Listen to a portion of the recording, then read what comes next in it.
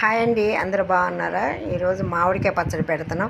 ఎండాకాలం వచ్చిందంటే ప్రతి ఇంట్లో మామిడికాయ పచ్చడి పట్టుకుంటారు కదండి. మేము కూడా పడుతున్నాం. మరి కిలో ఎల్లుల్లిపాయలు తీసుకున్నామండి. మరి పొట్టు తీసి పక్కకు పెట్టుకున్నాం. ఈ 6 కిలోల మామిడికాయ ముక్కలండి ఇవి. మరి మామిడికాయ పేరు జలాలు అంటారండి. మేము ఆంధ్ర వాళ్ళమండి. మా అమ్మ ఇవే పట్టేది ప్రతి సంవత్సరం. మరి 30 కాయలు తీసుకుంటే 6 కిలోలని.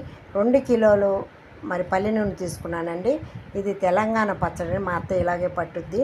మరి తాలింపు పెట్టుకుంటామండి. నూనె బాగా కాగాలండి. తర్వాత కొంచెం చల్లారినాక ఆవాలు, మెంతులు, జీలకర్ర వేసుకోవాలండి.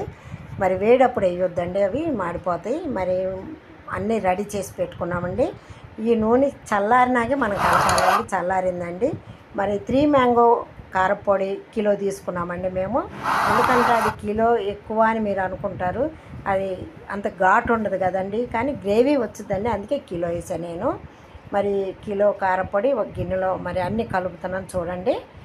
కిలో కారపొడి అండి. మరి 400 గ్రాముల ఆవపిండి అండి ఇది. కొంచెం పసుపు వేసుకోవాలండి, ఒక స్పూనుడు, చిన్న స్పూనుడు. మరి 1 కిలో పావు సాల్ట్ వేసుకున్నామండి. ఇది లావు ఉప్పు అండి, ఇది మెత్తగా పట్టిని అమ్ముతున్నారు. మరి 100 గ్రాములు జీలకర్ర పొడి అండి. జీలకర్ర ఏపి పట్టిన పొడి అండి. మెంతులు కూడా ఏపామండి, అది కూడా పొడి అండి. 100 గ్రాములు అయితే 100కి తక్కువే ఉందండి ఈ పొడి. మరి ఇదంతా మొత్తం కలుపుకుందామండి.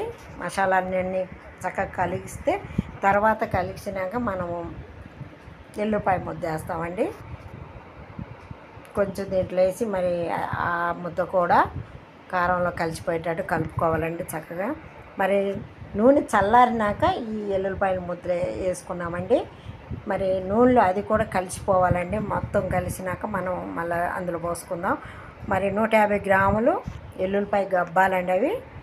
మరి కారపొడిలో కలుపుకుంటున్నాము, అవి కూడా బాగుంటాయండి. మరి అది కిలోన్నర తాలింపండి, 1/2 కిలోనేమో నూనె అండి. ఇది కూడా వేడి చేసి చల్లారినాక ఇప్పుడు ముక్కలు వేసుకున్నామండి. ఇప్పుడు ఆయిల్లో ముక్కలు వేసుకుని మళ్ళీ మసాలాలో కలిపేసుకుంటే ముక్క గట్టిగా ఉంటుందండి. ఇప్పుడు నేను చేసినట్టు మీరు కూడా అలా చేయండి.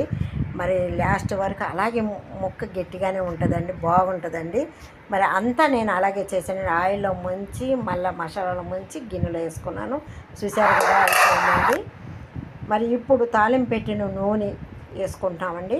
మరి ముక్కకి మసాలాకి ఇవంతా కలిసిపోయేటట్టుగా కలుపుకుందామండి. ఇప్పుడు మరి చేతితో కూడా కలిపామండి, మధ్యలో మీకు చూపించలేదు.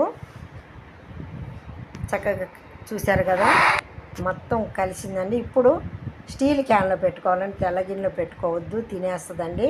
3 రోజుల వరకు ఈ క్యాన్లోనే ఉంటుందని. చూసారు, దాని నిండా వచ్చిందండి.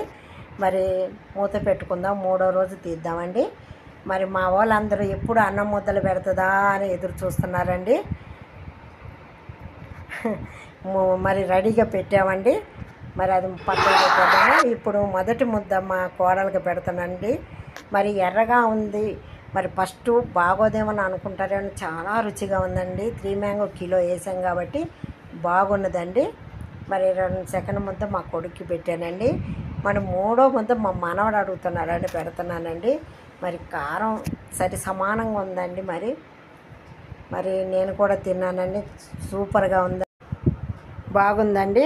మరి ఈ పచ్చడి ఇష్టం ఎందుకంటే అందులో ఎల్లుల్లిపాయ ముద్ద ఉన్నది, మరి జీలకర్ర పొడి ఉంది కాబట్టి చాలా రుచిగా ఉంది. ఎల్లుల్లిపాయ అంటే కూడా ఆరోగ్యానికి చాలా మంచిది కదండి. చూశారు కదా, 3వ రోజు ఆయిల్ ఎంత బాగా తేలిందో.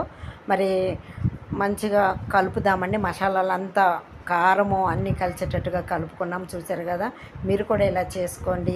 మరి మా ఛానల్ ఇలాగే సపోర్ట్ చేస్తూ, లైక్ చేస్తూ, షేర్ చేస్తూ, సబ్స్క్రైబ్ చేయండి. మీ ఫ్రెండ్స్కి కూడా చెప్పండి. చాలా బాగుందండి పచ్చడి.